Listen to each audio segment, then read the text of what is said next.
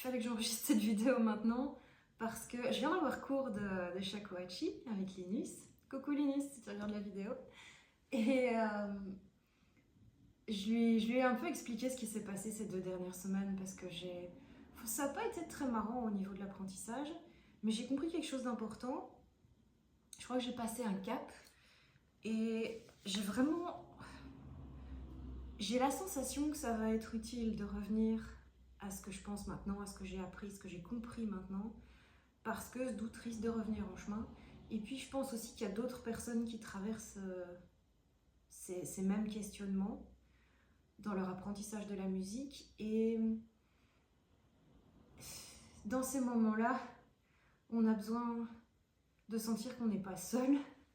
Donc j'ai choisi de faire cet enregistrement et de le garder dans un tiroir pour le jour où j'en aurai besoin.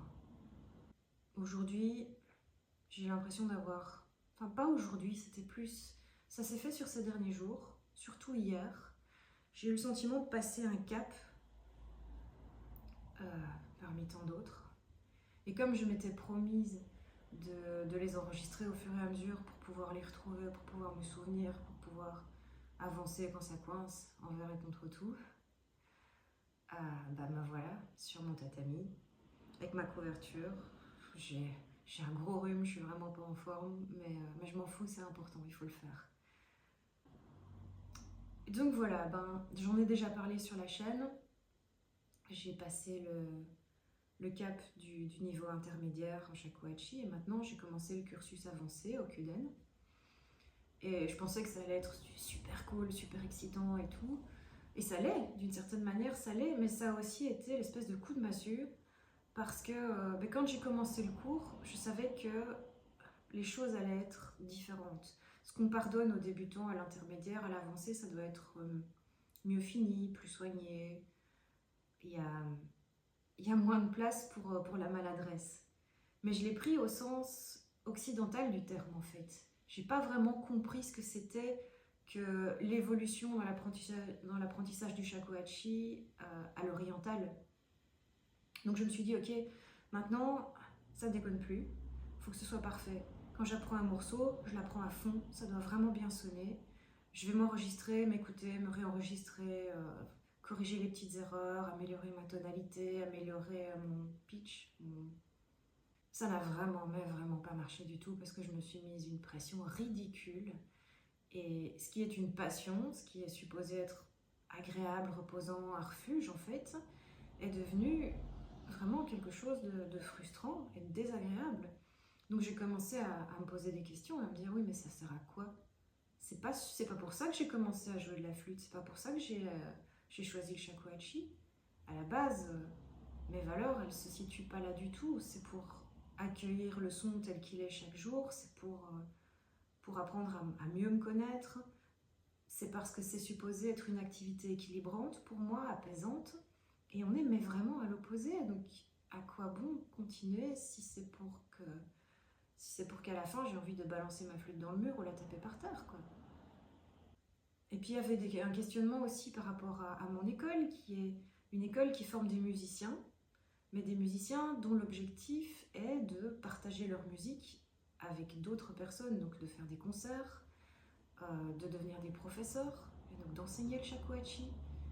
Et pour moi, la notion d'avoir un public, d'avoir des gens qui m'écoutent, c'est déjà quelque chose de très stressant et dont j'ai pas envie. Du coup, je me suis dit, mais qu'est-ce que je fous là? Moi, je suis là dans un objectif plutôt contemplatif, plutôt méditatif, introspectif.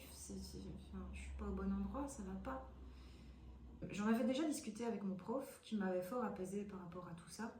Il m'avait dit, tout ce que tu fais potentiellement peut devenir une méditation.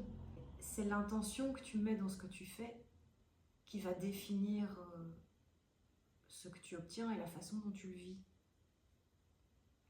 Et ça m'avait aidée, mais c'était pas encore la clé du problème. Je n'avais pas encore touché le nœud du problème. Je crois que peut-être je n'arrivais pas à vraiment mettre un mot sur ce qui m'embêtait, sur cette espèce de désaccord entre l'extérieur, le cours de flûte, la flûte, le cursus, et l'intérieur. Mes attentes, mes envies, mes objectifs. c'était pas clair. Il est 17h. Le nourrisseur automatique des chats vient de s'enclencher. Nous allons donc faire une petite pause. Donc finalement, je ne sais plus trop comment ça s'est fait, mais je sais qu'à un moment donné, je suis tombée sur ce livre de Blasdell qui s'appelle The Singleton. Et dans ce livre, il raconte son parcours en tant qu'étudiant du shakuhachi au Japon dans les années 70. Et ce qui est intéressant, c'est qu'il est passé lui aussi à l'époque par ces questionnements de tiens, mais pourquoi le cours il est fait comme ça, pourquoi cette structure, pourquoi, enfin, il n'y avait pas grand chose qui avait du sens pour lui qui arrivait avec ses habitudes occidentales et surtout ses habitudes d'apprentissage à l'occidental. Et en fait, il a répondu à toutes mes questions. L'idée, c'est que la forme est importante. Et la forme, c'est le courage, la persévérance. C'est être présent au cours, faire un effort, essayer d'assimiler les éléments clés de la pièce musicale sans pour autant devoir la maîtriser. En fait, le morceau de musique, c'est juste une excuse pour acquérir de nouvelles compétences techniques. Donc, quand je présente un morceau à mon professeur, on s'en fout royalement que je le joue vraiment bien ou pas. Si, bien sûr, si je le joue bien, c'est cool, mais c'est pas ça le but.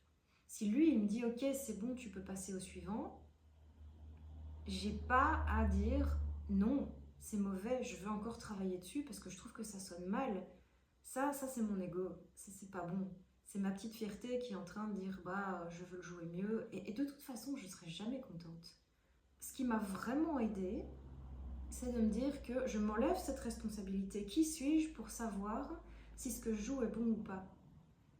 Est-ce que ma critique intérieure est plus valide à mes yeux que mon professeur, qui lui sait ce qu'il fait, qui est passé par toutes ces étapes avant moi et qui est en train de me guider vers quelque chose que je ne connais d'ailleurs absolument pas puisque j'en ai pas encore fait l'expérience. Je ne sais pas jusqu'où je peux aller. Mais lui, il a probablement une meilleure idée que moi parce qu'il se trouve à l'extérieur, qu'il me voit évoluer, qu'il m'entend chaque semaine. Conscientiser ça, ça a vraiment été libérateur parce que ça m'a enlevé un poids énorme. Je me suis dit, mais en fait, je vais juste suivre le courant. Je vais me laisser porter, je lâche prise, j'arrête de contrôler, j'arrête d'essayer de jouer mieux que je ne suis capable de jouer pour l'instant. Le perfectionnisme, on va le mettre au placard, on va le laisser là. Maintenant, si mon prof me dit « Ok, c'est bon, passe au suivant », ok. Et depuis, c'est beaucoup plus simple. Surprise.